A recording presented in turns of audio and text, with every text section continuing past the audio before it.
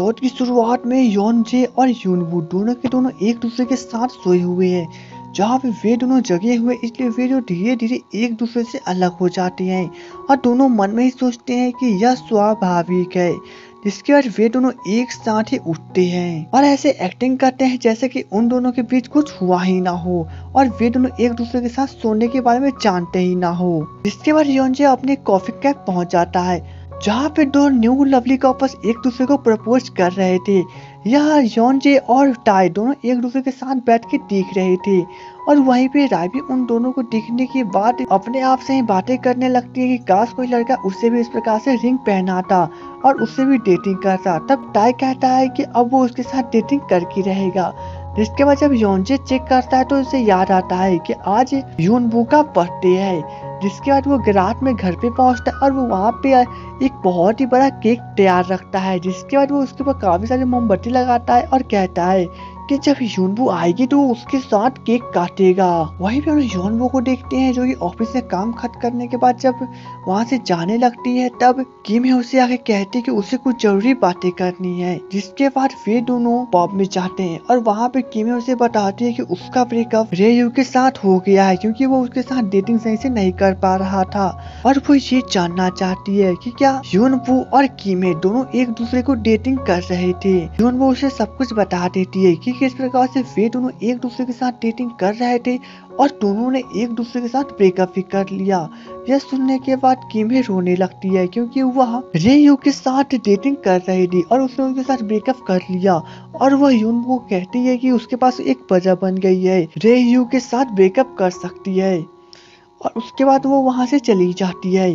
अब यूनवू उदास होकर घर की ओर जाने लगती है और वो जब घर पे पहुँचती है तो वो देखती है कि यूनजे ने वहीं पे केक रखा हुआ है और उसी के बगल में वो सोया हुआ है। अब यह देखने के बाद यूनवू उसके पास जाती है और खुद ही कैंडल को जलाती है और वह कहती है कि काश वो थोड़ी देर पहले चली आती, लेकिन तभी योनजे जग जाता है। जिसके बाद यूनवू खुद ही मोमबत्ती बुझा देती है।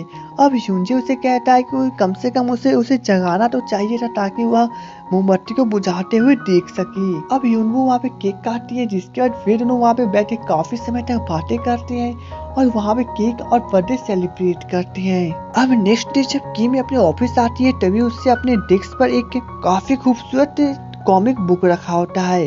अब उसके ऊपर यूनवू का नाम लिखा होता है। अब उसे यूनवू ने लेटर के साथ भेजा था ताकि उन दोनों के बीच में दोस्ती ना टूटे। इसके बाद किम यूनवू की तरफ देखने लगती है।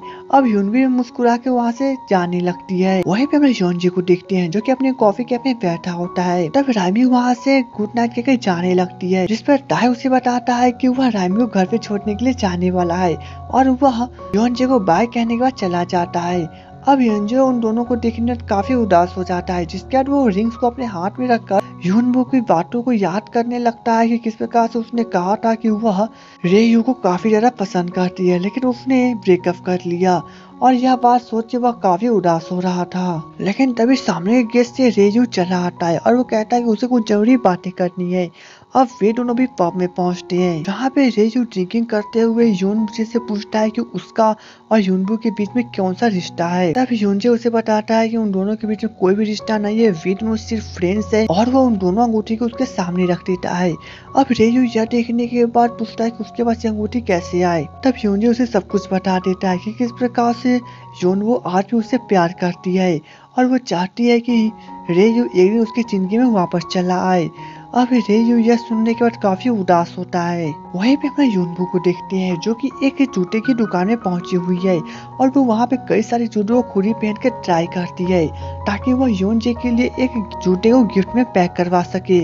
इसके बाद उससे काफी सारे जूते ट्राई करने के बाद एक जूता पसंद चला आता है और वो उससे पैक करवा देती है। अब जब वो अपने ऑफिस में बैठी होती है तभी उसे दोपहर का 3:30 का मैसेज आता है, जिसके बाद वो बहुत खुश होती है और वो अपने साथ उन जूतों को भी ले जाती है। जिसके बाद वो जूते को लेकर वापस उसी चेरी ब्लॉसम वाले पार्क में पहुंचती है और वो बहुत ही ज्यादा खुश होकर वहां से जाती है कि वह योनजे को यह गिफ्ट देगी। तभी योनजे उसे कॉल करता है और उसे बताता है कि आज उसके प्रोजेक्ट का आखिरी दिन है। जैसा उसने कहा था कि वह यूनबू और रेयू के बीच की रिलेशनशिप को ठीक कर देगा और उसका आज आखिरी दिन है क्योंकि रेयून मान गया है।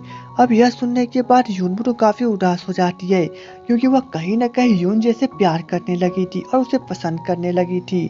अब फोन को कॉल कट करने पर वो बहुत ज्यादा उदास होती है, तभी उसकी नजर सामने रेयू पे पड़ती है जो कि उसका इंतजार पार्क में कर रहा था। उसके बाद वे दोनों वहाँ के बेंच पे बैठते हैं और रेयू यूनबू से बताता है कि उसके पास काम के काफी सारे प्रेशर थे, इसलिए उस काम के प्रेशर के कारण वो डिप्रेशन में चला गया और इसलिए उसने ब्रेकअप कर लिया था और इसके लिए वह यूनबू से माफी भी मांगता है। जिसके बाद वह उसे अंगूठी दिखाते हुए कहता है कि वह फिर से रिलेशनशिप जोड़ना चाहता है। लेकिन यहाँ पे यूनबू तो काफी ज्यादा उदास होती है, फिर भी रेयू उसे अंगूठी पहना देता है और उसे कहता है कि वह बहुत जल्द उसे शादी करना चाहता है। वहीं पे हम लोग योंचे को देखते हैं जिसके दुकान ठीक हो जाने के कारण वह अपने सभी सामान को पैक करवा रहा है और वह यूनबू के घर को छोड़ने की तैयारी में है और वह अपने सभी सामान को पैक करवाने के बाद एक ट्रक में लोड करवा देता है और जाने से पहले वह यूनबू के घर की ओर देखने लगता है और इसके साथ ये एपिसोड खत्म हो जाता है। जिसके साथ ये एपिसोड खत्म हो जाती है। तो दोस्तों उम्मीद है आपको मेरा एक्सपीरियंस अच्छा लगा हो, तो मुझे सपोर्ट करना ना भूले। तो चलिए दोस्तों मिलेंगे नेक्स्ट वीडियो में, तब तक के लिए goodbye and take care.